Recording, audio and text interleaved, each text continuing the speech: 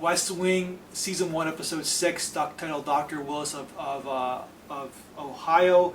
This is the episode where basically this is the no agenda episode. So it's the question of what happens if Congress just votes on something, or anybody in government votes on something without a political agenda across. So basically they're just doing it because they believe in something instead of voting for something because of what their political party wants, or doing this vote because they can do another vote later on down the line, or like helping out a friend and saying no, whatever like that. You know, like all these kind of politics involved in terms of the choices that we make, even as human beings, like not even just in government, just from an allegory purpose, meaning that we all kind of are guilty of this. So this is what this episode's about. Like basically a guy comes in, he has a right to vote on something, and he just does it because he believes in the vote itself, without any sort of political agenda, whatever. He hears both sides of the fence, and he makes a choice from both sides of the fence because that's what his brain, that's what his soul tells him to do. So it's kind of a cool way, and you kind of wish that maybe us human beings can get over ourselves and like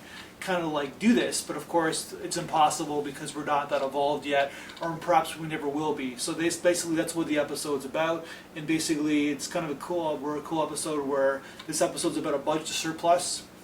So this is 1999 that's happening, and there was a budget surplus when Clinton did leave office, which is kind of amazing now if you think about it, because all we hear in CNN, the news every day is about the debt, the national debt, and we're all in debt, and we need money, and we're like, we need to cut all these things because we're all in debt. So it's kind of funny watching just 12 years ago that, you know, the United States did have a budget surplus, Canada did have a budget surplus. So what happened in 12 years, I guess? It's just kind of interesting to watch this episode again.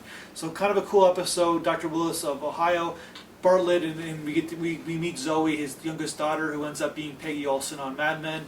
And it's kind of cool seeing their little rat-ta-ta about security, because something that he says in this episode will pay off in 3 seasons later. That's my review.